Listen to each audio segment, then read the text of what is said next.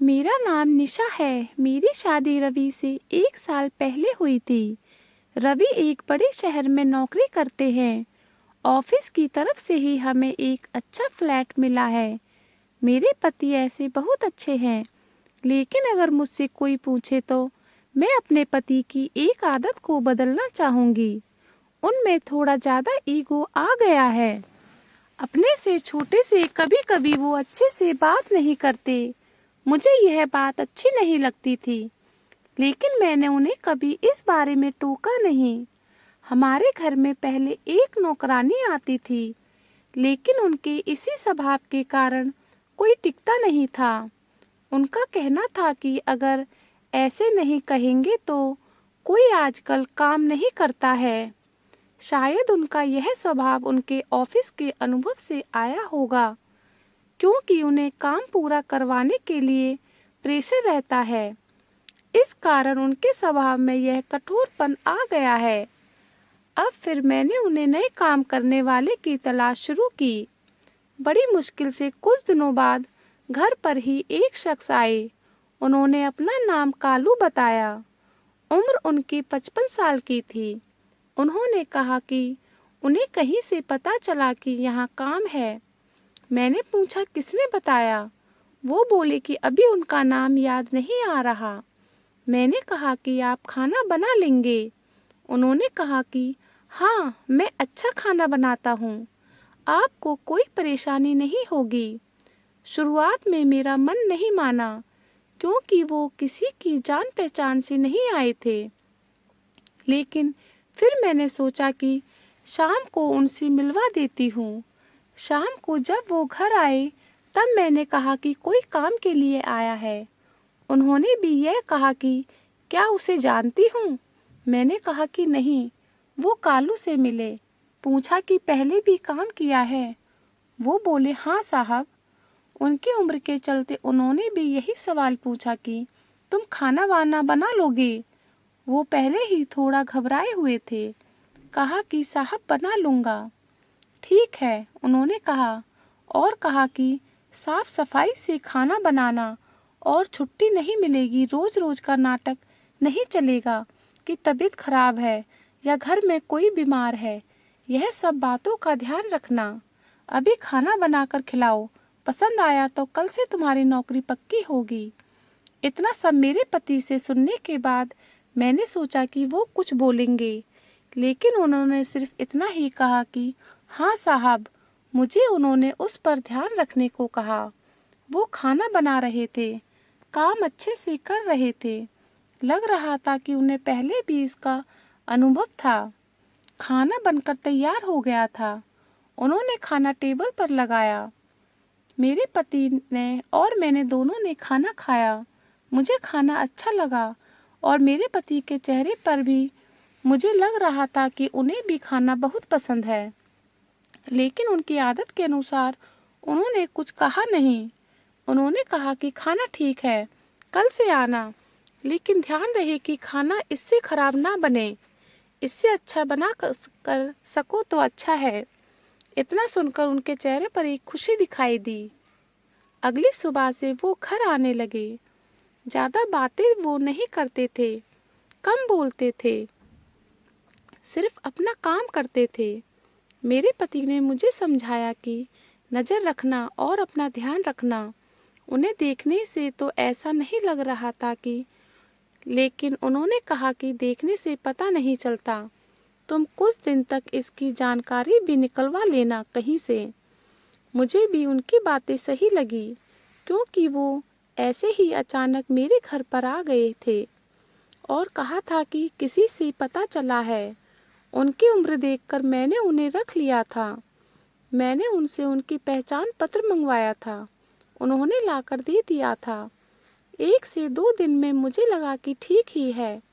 करीब 5 दिन काम करने के बाद उन्होंने मुझसे एक दिन कहा कि मैडम थोड़े पैसे एडवांस मिल जाते तो अच्छा होता, मुझे ज़रूरत है। मैंने उनकी बातें सुनी और उस समय मैंने भी अपने पति की तरह सोचा और उन्हें कहा कि नहीं, अभी नहीं मिलेंगे।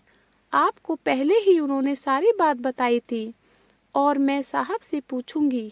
ऐसा कहकर मैंने उनकी बात टाल दी। रवि अगले दिन कहते हैं कि उनके ऑफिस के कुछ दोस्त घर पर शाम को खाना खाने आने वाले हैं। उन्होंने कालू से कहा कि उनके दोस्तों के लिए कल स्पेशल खाना बनाना होगा। उन्होंने कहा, ठीक है साहब।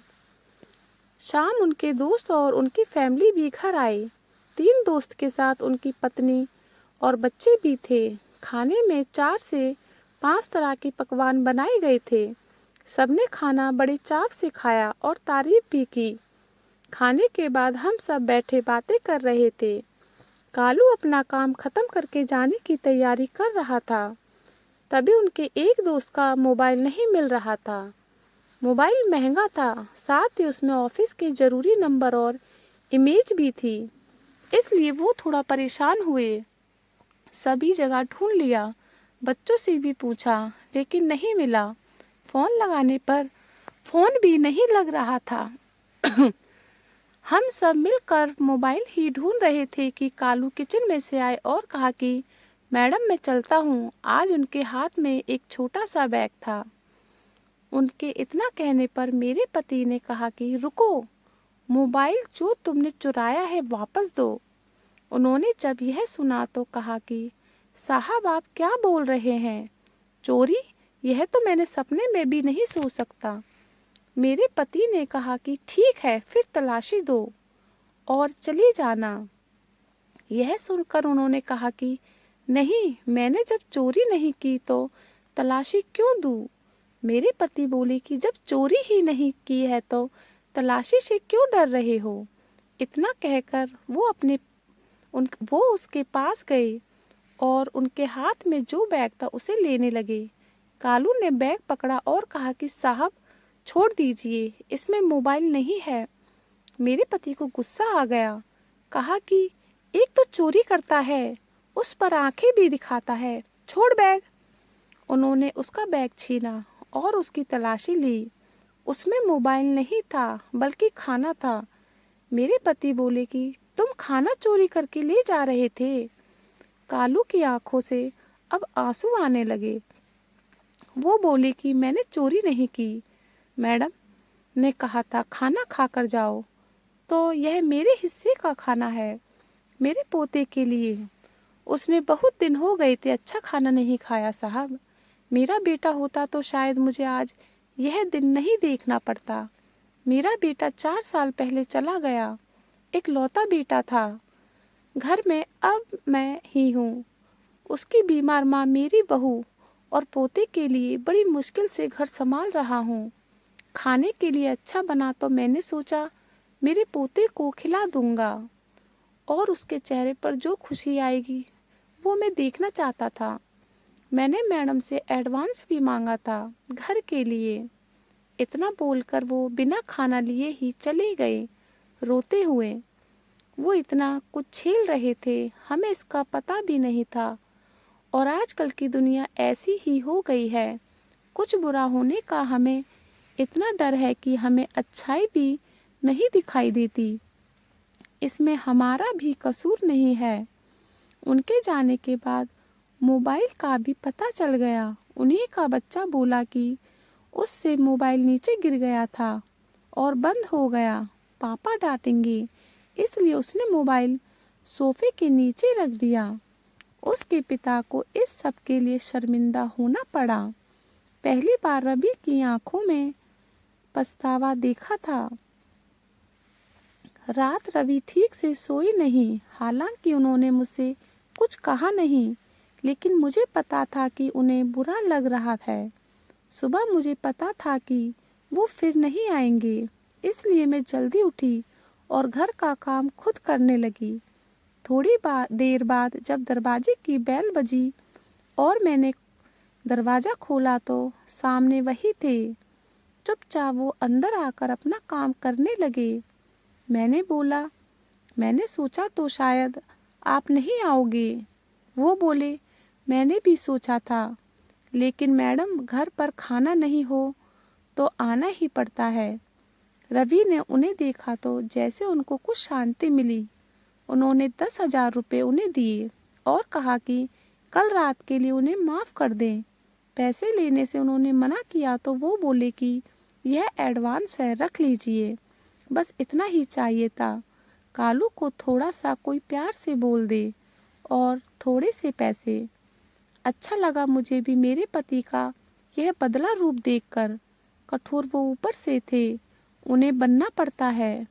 अंदर उनके भी एक नरम इंसान ही है। दोस्तों, अगर आपको कहानी अच्छी लगी हो तो लाइक करें, सब्सक्राइब करें, शेयर करें और कमेंट्स करें। थैंक यू दोस्तों।